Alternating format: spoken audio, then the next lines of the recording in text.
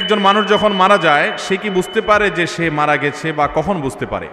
ভাইরা আমার, মানুষের মৃত্যুর ঠিক শেষ মুহূর্তে যখন তিনি মৃত্যুবরণ করেন নাই, আল্লাহ তাআলার পক্ষ থেকে নিযুক্ত ফেরেশতারা হাজির হয়ে যান।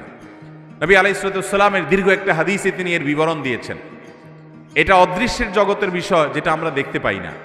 এটা জানার একমাত্র উপায় হলো ওহী। আল্লাহ তাআলা স্বয়ং ওহীর মাধ্যমে নবীজি সাল্লাল্লাহু আলাইহি সাল্লামকে জানিয়েছেন, তার মাধ্যমে আমরা জেনেছি। এটি আমাদের জানার সূত্র, কারণ এটা দেখার জিনিস না, আলমুল গায়েব বা অদৃশ্যের জগতের বিষয়। ওহী নির্ভর জ্ঞান ছাড়া এ বিষয়ে জানার কোনো উপায় নেই। তো নবী আলাইহিস সালামের দীর্ঘ হাদিস থেকে আমরা জানতে পারি, কোনো মানুষ যদি জান্নাতি হন, তার রূহ কবজ করার জন্য ফেরেশতাদের একটা বিশাল দল আসে।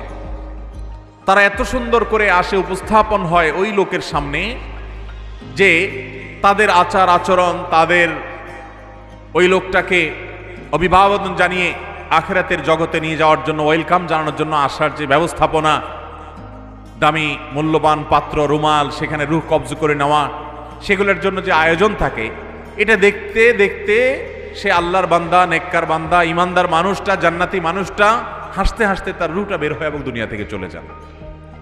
অর্থাৎ খুব আনন্দের সাথে তিনি চলে যান।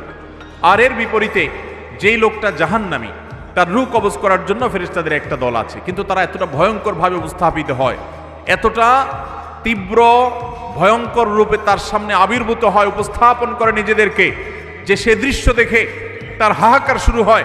আশেপাশে মানুষগুলো টের পায় না, কিন্তু সে ঠিকই টের পায়। এই জন্য মানুষের মৃত্যুর আগ মুহূর্তে মানুষ টের পেয়ে যায়।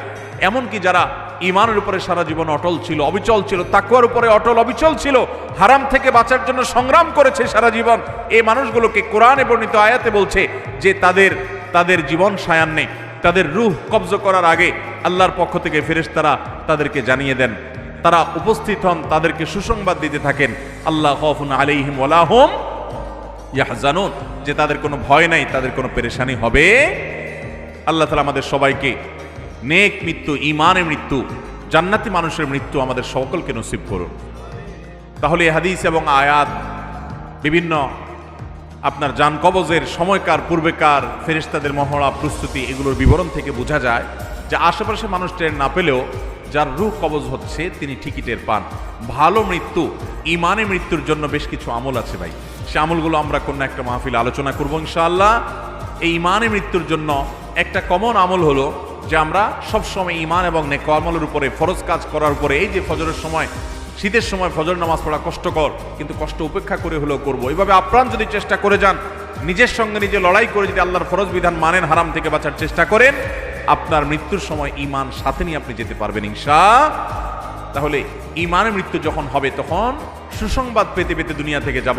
আল্লাহ না করুন যদি বেঈমানের মৃত্যু হয়, ফাসিকের মৃত্যু হয়, কাফেরের মৃত্যু হয়, তাহলে সেক্ষেত্রে দুনিয়া থেকে দুঃসংবাদ দেখতে দেখতে যাওয়া লাগবে। অতএব হাদিস আয়াত থেকে বোঝা যায় মৃত্যুর আগ মুহূর্তেই একজন মানুষ টের পেয়ে যায় যে তার গন্তব্য কোথায় হতে যাচ্ছে।